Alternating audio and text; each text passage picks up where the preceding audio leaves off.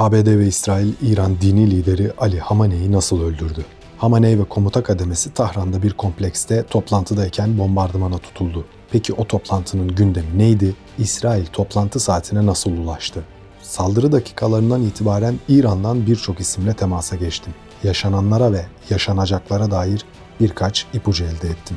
Öncelikle rejim içerisinde İsrail ve ABD'ye bilgi sızdırıldığına dair güçlü işaretler var. İlk olarak o işaretlere bakalım. Rejim yetkilileri saldırılar çoğunlukla gece olduğu için sabahın ilk saatlerinde toplantı yapmaya karar verdi. Hamane'in çalışma ofisinin bulunduğu komplekste yapılan toplantının ana gündem maddesi ABD ile devam eden müzakereler ve nükleer konusuydu. Hamaney kurmaylarından son gelişmelere dair bilgi alıyordu. İddiaya göre CIA casusu toplantı yapıldığından haberdar oldu. İsrail ve ABD tarafından düğmeye basıldı ve kompleks nokta atışı bir şekilde vuruldu. Söz konusu komplekste yüzlerce kişi çalışıyor. Bu alanda Hamaney'in evi, çalışma ofisi, insanlara hitap ettiği salon, Cumhurbaşkanı Pezeşkiyan'ın ofisi, Hamaney'e bağlı vakıf ve araştırma merkezleri de komplekste yer alıyor. Hatta bazı vakıf çalışanlarının da evi bu alan içerisinde.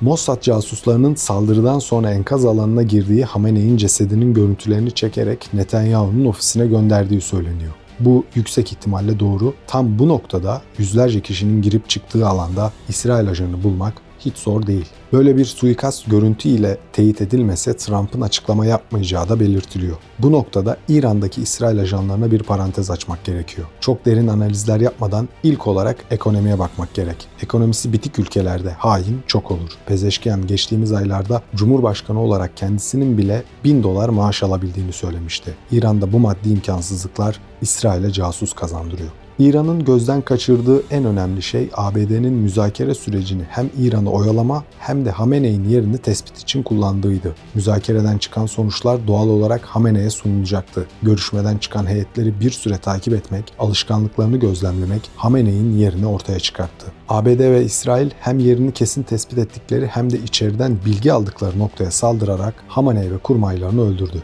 Peki bundan sonra ne olacak? İran tarafı Haziran'daki savaşın ardından iki senaryoya hazırlanıyordu. İlki ABD ve İsrail'in saldırısının ardından ülkede bir iç isyan çıkma ihtimaliydi. Yetkililer bu iki krizle nasıl baş edeceklerine kafa yoruyordu. İkincisi de suikaste uğrayanların yerine kimlerin geleceği. Hamaney ve Pezeşkiyan haricinde birçok yetkili için birkaç kademe yerine geçecek isimler belirlendi. Bu noktada Hamaney kendisinin yerine geçecek ismi işaret etmedi. Kimsenin adını vermeden bazı metotlar, istişare biçimleri tavsiye etti. Hamaney isim vermese de gündemde birkaç isim var. İlki oğlu Müçteba Hamaney. Epeydir konuşulan bir aday. İbrahim Reisi'nin ölmesinin ardından daha da öne çıktı. Devrim Muhafızları ordusuyla arası iyi ve babasının ofisine de hakim. Hasan Ruhani adaylardan biri. Tecrübesiyle öne çıksa da fazla reformist oluşu önünde engel. Devrim Muhafızları da bu isme hiç sıcak bakmıyor. Yine konuşulan adaylardan Ali Rıza Arafi rejim içerisinde saygın bir isim. Yargı Erki Başkanı Gulam Hüseyin Muhsini Ejei, Sadık Larcani, Hasan Humeyni de konuşulan isimlerden bazıları.